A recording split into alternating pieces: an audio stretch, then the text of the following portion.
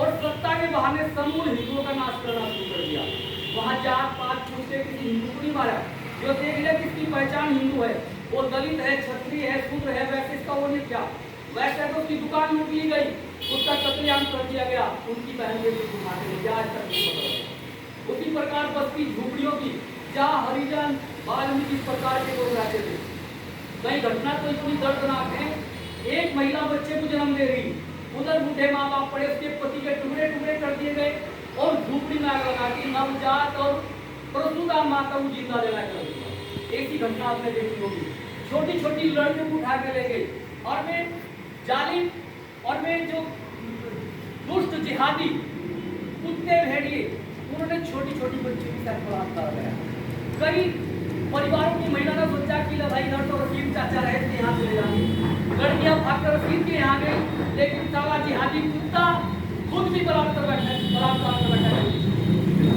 इसलिए यह जो कौम है ना देश में या दुनिया में जितनी यह कौम है, या नर पिशाच कौम है, ये भेड़िया कौम है, ये कभी किसी के सगे नहीं होते, किसी के भाई नहीं होते, किसी के मित्र नहीं होते, अपनी बहन के भी भाई नहीं होते।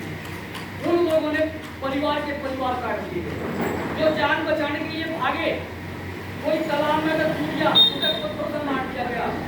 कोई अगर छत पर चढ़ गया, धक्का देकर मार दिया गया। अभी तक दुनिया की जितनी भी ताकतें हैं, दुनिया की जितनी भी एजेंसियां हैं, वो आकलन नहीं कर पाई कि हमारे बांग्लादेश में कितने हिंदू काट दिए गए, कितने मार दिए, कितनी बहनों के साथ बलात्कार किया और कितने महिलाओं को अगवा कर लिया। और भारत की राजनीति में शर्म जब आवे, जो हमारे वोटों पे बैठने वाले कुत्ते नेता हिंदुओं की बात समझ नहीं करते। अपने देश के नेता हम सबकी वोट लेंगे, हमें बरगलाएंगे, जात पात में हमें लड़ाएंगे, लेकिन जब हिंदुओं पे अत्याचार आवे तो हिंदुओं की बात करने वाले नेता आज भारत की धरती पे नहीं है। इस प्रकार आप जागना होगा, समझना होगा। उन नेताओं से जो जनप्रतिनिधि है उससे जवाब मांगना पड़ेगा। भाई तुम केवल दलाली करने खातिर हो गया, भ्रष्टाचार करने खातिर हो गया, भारत की राजनीति केवल दलाली की रहे। सब अपने घर पट्टे भरने को लगे, किसी को ना जनता की चिंता है ना हिंदुओं की चिंता है। इसी प्रकार बांग्लादेश के लिए किसी ने भी दो स्तंभ नहीं काटे, किसी ने भी अपनी श्रद्धा सुमन अर्पित नहीं करा, किसी ने भी उनके प्रति संवेदना प्रकट नहीं करी। ये भारत की राजनीति का सबसे गंदा और सबसे घटिया प्रदर्शन हमने देखा। इसलिए आप नौजवान जात पात के झंझटों से खत्म हो गए, क्योंकि बांग्लादेश में कई प्रकार की जातियां हैं।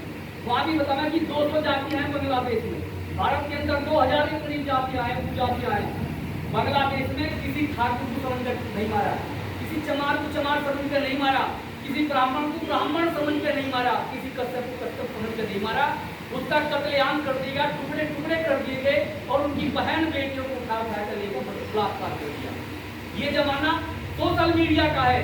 जो घटना दुनिया में घटती है कम से कम हमें पता लगती है, और पता लगने के बाद भी अगर हमारा खून नहीं छोड़ता तो हम हिंदू कहने के लायक नहीं है। आज बांग्लादेश में हुआ, कल भारत में होगा।